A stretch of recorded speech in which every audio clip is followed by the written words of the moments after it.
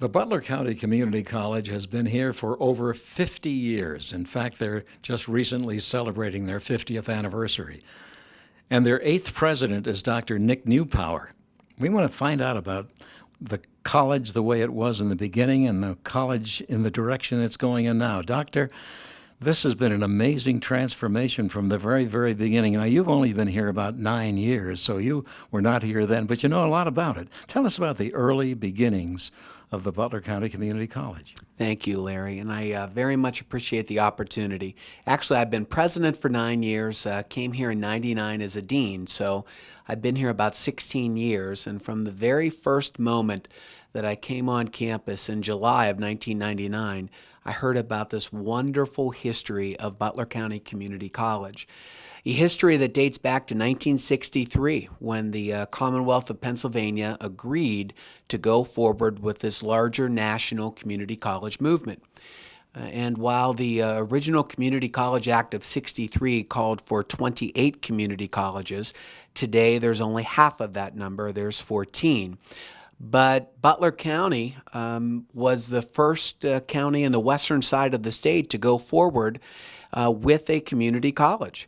Doctor, why did the state need community colleges when there were state system colleges and state universities? Yeah, very good question. And it was part of a larger movement. Community colleges really came about in the 1950s. After World War II, with the GI Bill, there was a movement in our country for affordable, accessible, and quality education for all. And if you think about it, the history of higher education in the United States started with the elite, and then in the 1870s with the Land Act grant, institutions like Michigan State, Ohio State, or Penn State come about to primarily help with agriculture. And then as time moved on, there was a larger national movement for open access education. That came in the 50s, community colleges in the 60s, and in 1965 is when the commissioners Green, Bachman, and McCune wanted to move forward and be a local sponsor for this new community college. Now, as a sponsor, what was their financial requirement? Yeah, excellent, an excellent point again. The Community College Act called for revenues from three different sources. One would be from the state, 33% from the state. The other would be 33% funding from the county, and the other would be 33% revenue coming from tuition. Now, those numbers are a bit different today, but we still maintain, we being not only BC3, but the 14 community colleges in the Commonwealth, state support, local support coming in the form of either counties, school districts, or in Philadelphia's case, the city, and obviously tuition revenues. Now, every area is different. Butler is not the same as any other area of Pennsylvania. So aren't the requirements educationally different here? Community colleges do a great job of responding to community needs. So yeah, I would agree with that. We offer different programs than other community colleges or even universities in the state. We're known for our metrology program, would be a great example, precision weights and measures. We are one of the few institutions in the Commonwealth that help with emergency training, fire training, EMS, that type of thing. So we do have our own unique flavor here at Butler County Community College. And we do a fantastic job not only with the training, but an incredible job whenever it comes to our academic offerings. Well, wasn't Armco, the major steel company here in Butler at the time, a force behind the community college here? Yeah, our history is an interesting one. So the Green, Bachman, and McCune want to become the local sponsor for this new community college. And in doing so, the county had to pledge some dollars toward the sponsorship.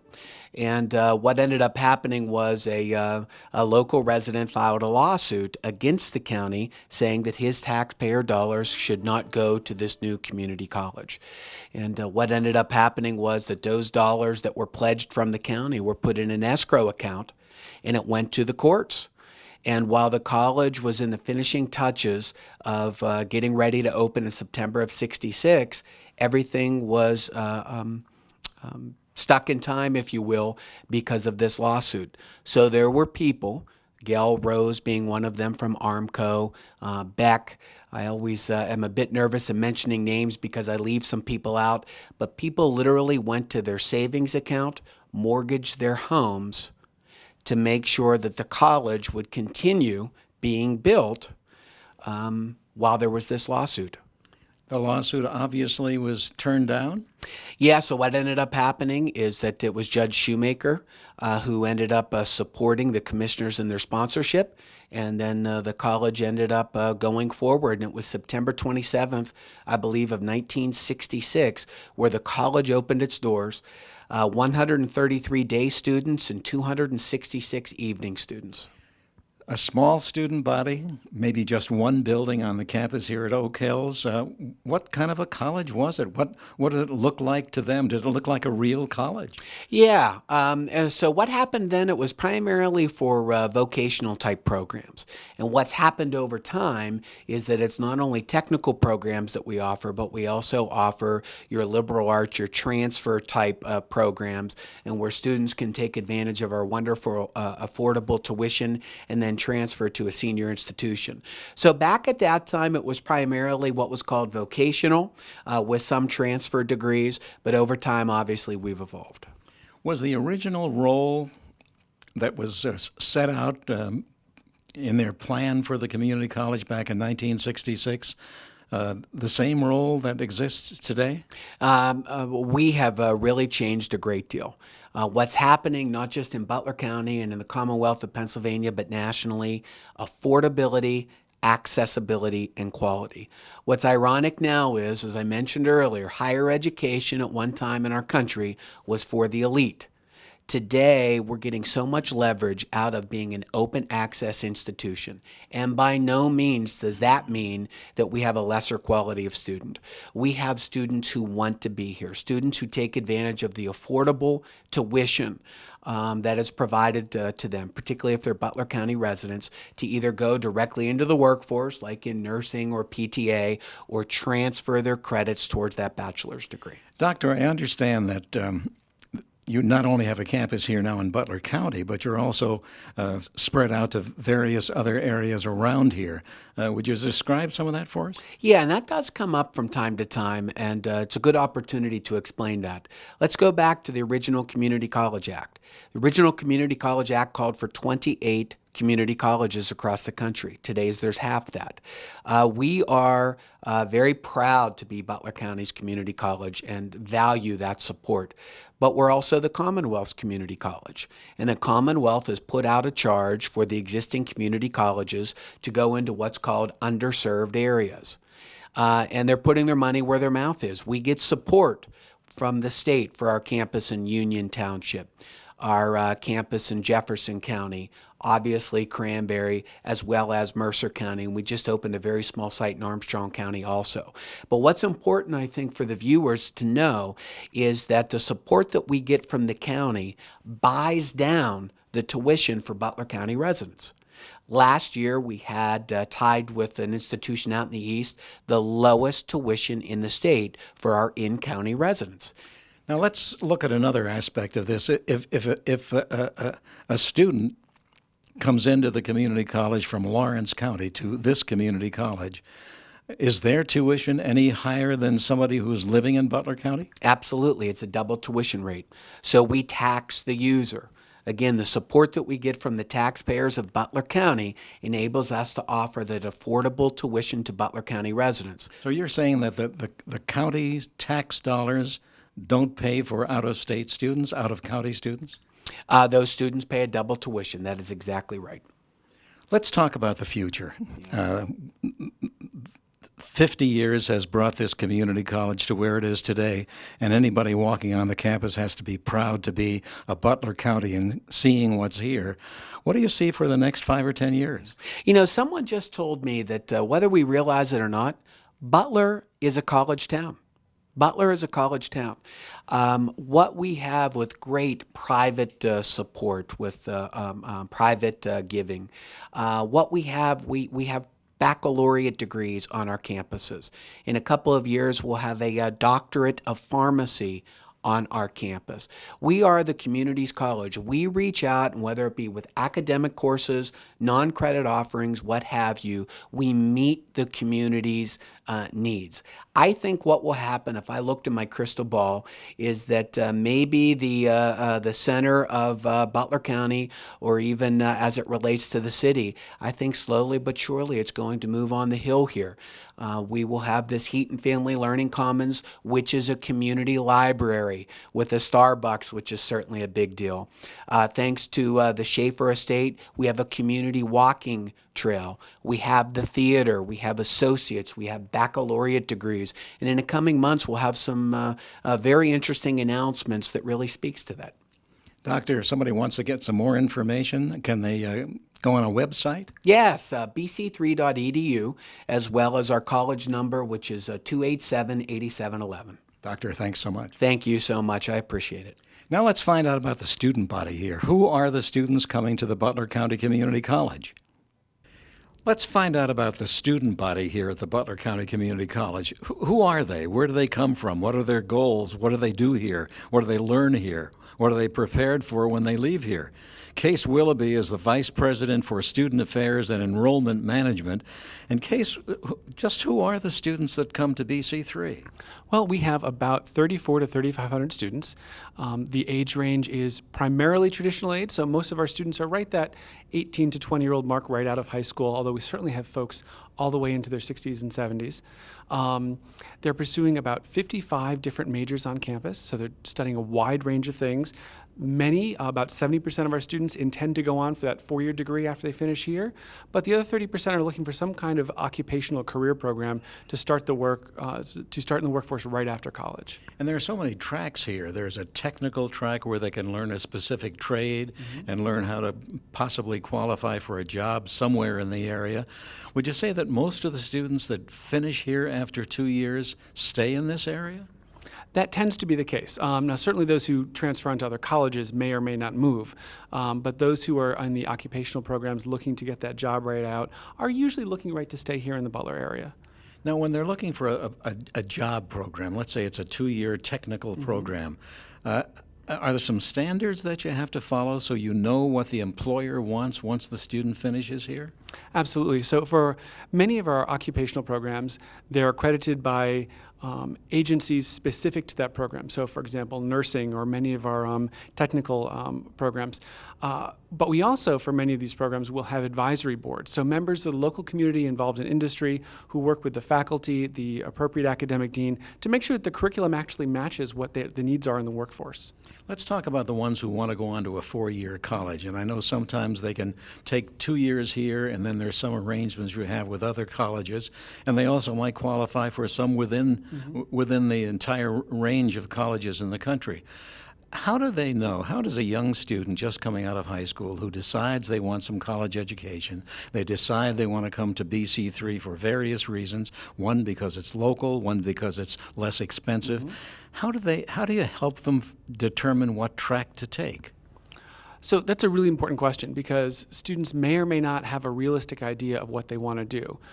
Sometimes they get ideas from parents or friends which have nothing to do with their own skills or interests or abilities. So that's one of the first things we try and work with them is through our ongoing orientation program to think about what they're good at, what they like, how that matches up with academic fields, career fields, so that they're not making a decision based on the incorrect information. Wouldn't a student be intimidated thinking when they start the first day here at the community college, they have to make a lifelong decision by selecting a major? You know, that is kind of scary. And that's something that we work really hard to help them realize that the decision you make on that first day or on that first orientation session when you sign up for a program isn't one you need to stick with for life. Now, it's better if they've made a thoughtful decision to start out with, but that doesn't mean you're locked in. So we work with students on an ongoing basis, and we call it our onboarding process, to think through what those are, to help them make sure that they have made good plans, but that doesn't mean you can't change. So we try and let them off the hook a little bit that way. Well, that would ease the pressure, but what kind of methods do you use to determine what they really should look for? These are things that faculty do in the classrooms, advisors in our Academic Center for Enrichment use. Our Career Services program uses an online tool called Focus 2, which helps students assess those skills and interests, match them up to careers that actually exist, because that's good, and even sometimes think through the process of, well, it's great, I like this career option, it would be good for me, it fits a lot of things I need, but, well, are there actual job openings in that? That's another piece that we want students to think about early on. It's great to take a risk, but you should know you're taking a risk. Are many of the students who come here for 2 years planning to go on to a 4-year school? Yes. So approximately 70% of our students are in majors which are designed to transfer to a 4-year institution. So you can finish that 2-year degree, but then go on to a 4-year institution. In fact, we actually have partnerships with over 6 institutions where students can complete their degree right on our campus. So with Chatham, with Robert Morris, with Pitt, and others, students can start can do their 2-year degree here and continue taking the classes to complete their 4-year degree right on BC3's campus. So they'll get their 2-year associates from BC3 and their bachelor's degree from Chatham or Pitt or that other institution.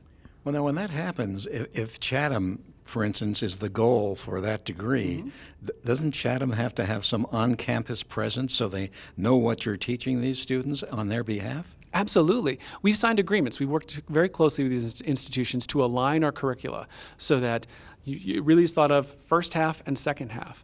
And these institutions have really taken stock. They know what our instructors teach, and they know how to make sure that they've got the rest of it so that it works really nicely. They do have a presence here. There's office space in our University Partnership Center right here on campus, so students can meet with advisors and admissions folks from those 4 institutions and kind of make sure along the way that I'm ticking all the boxes so that I will be ready to start that degree. So are there many students that take the second 2 years of their 4-year college course here on the campus? Well, this program just started this past year, so now we have a few dozen students involved, but we look forward to that expanding as more students know about it and prepare for it. And we're certainly letting folks know who are interested in coming to BC3 that that's an option when you come here. You have that ability to continue right on main campus. I think one of the important areas you were discussing here was the student who comes here not really sure what they want to study. And is that a continuing process where if 6 months later into their first year or a year later or even a year and a half later that they have somebody to talk to guide them properly? Anytime they want someone, there's someone available for that.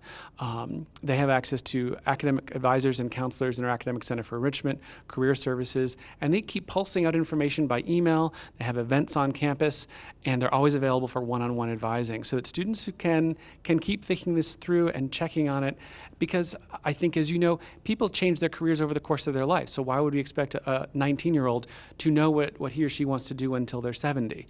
Right? So we want them to have that continual opportunity to ask, to explore, and to reshape what they're doing. Well, you had mentioned these articulation programs with some of the colleges around the area. What if someone wants to go to Princeton, or someone wants to go to Michigan, or someone wants to go to North Carolina? Are the credits here accepted at many of these schools? Yes. We're accredited by the Middle States Commission for Higher Education, which is the same accrediting agency that Penn State uses, that University of Pennsylvania uses, that Columbia University uses, a lot of these schools. So our credits are accepted virtually at every other college or institution across the country. There are exceptions to everything, but virtually everyone will accept BC3 credits. Now, one of the advantages that we've been talking about, and many others have over the years, of coming to the community college here in Butler, is that it's a lot less expensive than most other schools. So when someone wants to take some courses at their 3rd and 4th years at another school, that's going to be a lot more expensive. Where does the money come from, and do you help them find some of that money? Sure. Well, one of the things that we do is we help them think through, it's not just, if you're looking for a 4-year degree, ultimately, you've got to kind of plan for the whole thing. By coming to BC3 first, think of all the money you're saving. We are the second lowest cost institution in the state. And that's a lot of savings. So for the student who ultimately wants to get their degree from Slippery Rock or Penn State, if you do half of it here, you've already saved so much money. We're really proud that about 80% of our students graduate without student loans. So in the event that you get to that 4-year institution for the second half of your degree and you need student loans, you haven't racked up debt yet. Somebody has 2 years with no student loans. How does that work? What elements go into that? Well, first of all, our tuition is, again, the second lowest in the state, so we're really proud of that. Other pieces are that about 80% of our students get some form of financial aid. For most of those students, that's a Pell Grant, right? Federal grant, which is not money you pay back. That's really important. Many of our students also get FIA grants, which is the state of Pennsylvania. And then there are some students who get loans, right? So certainly. But what we try and do is our financial aid office takes great pains to make sure that students only take loans if they need to. So some schools will do the easy thing in what's called auto package a loan. So a student fills out their financial aid paperwork and they're eligible for this much loan. We take a few extra steps. We force them to actually check in with our Office of Financial Aid before they take the loan out. It's their choice, they can do it. But we help them think through, why are you doing this? Do you need it? A lot of 18-year-olds would love $3,000 in loans. But what is that for, right? If you've got living expenses to take care of, books and tuition taken care of, is that something you really need? And in many cases, that's not. So we help them think through, maybe you save the loans for later on down the line at that four-year institution where it might be necessary just to make ends meet. Thanks very much. Thank you. Now we ought to hear about some programs where jobs are the first goal after taking courses here at the community college. So let's find out about that. There are many companies in this area looking for workers. And as employment gets a little bit better, they're looking for certain technical workers or people who can work within their organizations and grow within their organizations. Well, here at the Butler County Community College, Lisa Campbell is Director of Business and Industry Training. So Lisa, you deal with companies who are looking for employees. How do you do it? How do you work with them? I deal with companies who want to train their existing workforce. Predominantly. That's the majority. About 80% of what I do is to train the incumbent workforce in our community. So you tailor programs for these companies' individual needs? I do. We develop contracted, customized training for a lot of the companies that we service. Are these companies right here in Butler? Many of them are right here in Butler. However, my department, Business and Industry Training, we service all the communities of BC3's service area. Which is about a 3 or 4 county area. It is about an 8-county area. Okay. But we have a lot of companies that we work with through existing relationships in the Lawrence and Mercer County areas. How do you find these companies? Or do they come to you? A lot of the companies come to us. We have community partners that we work with. We have the industry consortiums or industry partnerships such as manufacturing and healthcare industries. Me and my staff, we work with those groups all the time to identify what kind of needs that they have as far as training. We also work with our economic development companies in each community that we work in, such as the Chamber of Commerce's, the CDCs, the Workforce Investment Boards. So they work with the companies in their areas. They have identified training needs, and then they come to us or we work with them in partnership to develop classes. Well, I thought that many of these companies did training within the companies themselves, that they have their own training programs and classrooms. Doesn't that happen anymore? No, it happens all the time. Many companies have their own HR departments that have identified training needs within their companies. Those companies then, through one of the various other avenues that I have just mentioned in the community, they come to us that way or they contact us directly for our training programs. Well, suppose a company comes to you or you visit them asking if you can help, and they come up with an idea that they need training in a certain area. Can you handle whatever that area might be? We can handle about 95% of the requests that we have for training. What we do is we build our quality programs. We hire professional instructors to come in and to work with the companies to identify exactly what they have in mind in a training class. Then they build the curriculum and then they turn around and deliver it.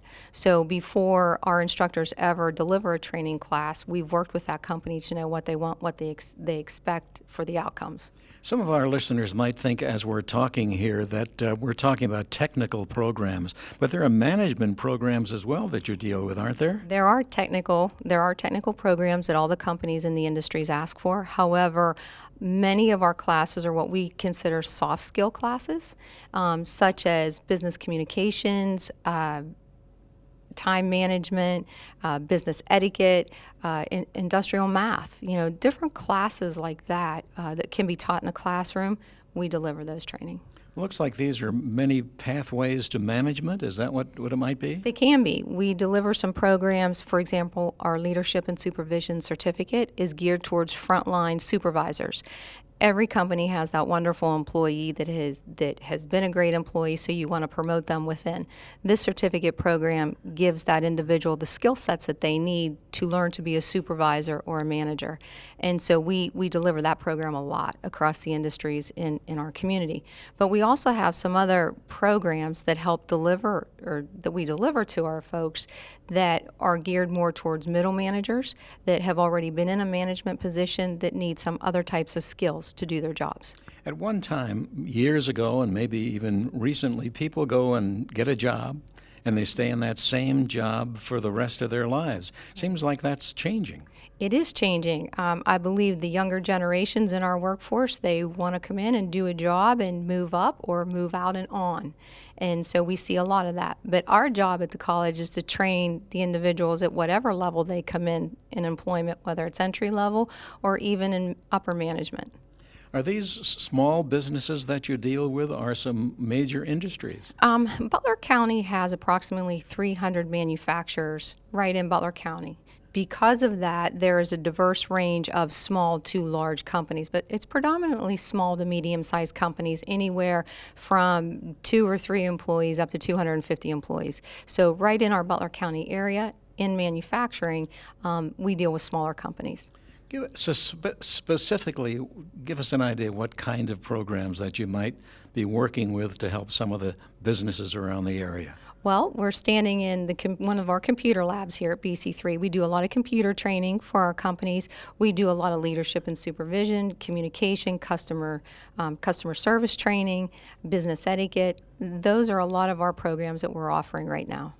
Now, if a company comes to you and they come up with a new idea, or at least as far as a new program that maybe BC3 hasn't been involved with before, can you tailor a program for their needs? We can. We can customize any program that we deliver, and we do that a lot. We make sure that when we put a program into a company or we deliver it for a company, even in Excel class, we make sure that it meets the company's needs. How many people would a company send over at a time? That depends on the company. We have a company that could send us 30 to 40 people for a specific type of training. We have a lot of companies that have 1 or 2 individuals for courses. Is this an unusual program, an unusual schedule for a community college in Pennsylvania? Absolutely not. Business and industry training, it is evident in every community college across the state. It's what we do. Workforce development training is just an extension of the community college and the type of courses and classes that are offered. It sounds like somebody moving up in a company needs extra training. Are these mostly younger people, or are some older people involved as well? We deal with all different types of ages for our training. And individuals at a company, whether they've been with a company 20 years, still need some refresher courses. So our training programs cover the new employee as well as the experienced. Does the community college here in Butler work with any other institutions to initiate these programs? We work with community leaders. When you talk about institutions, we may have, for example, someone in the Newcastle area may ask us, they have identified a type of training for manufacturing that they would like us to help develop a training program for. We work with that, with the institutions, the local community folks, to develop that specific training. BC3 has been part of what's called an OPEN grant. It's Ohio, Pennsylvania. There are 5 counties is part of this consortium that has identified training needs for manufacturing, that BC3 has been part of both in my non-credit training as well as working with the credit side of our house and our technology division for some of our students in that way. Lisa, thanks very much. You're welcome. Thank you. The Butler County Community College, programs for people of all ages, programs helping companies and helping individuals. The Butler County Community College in its 50th year. I'm Larry Berg. We'll see you next time on Faces and Places.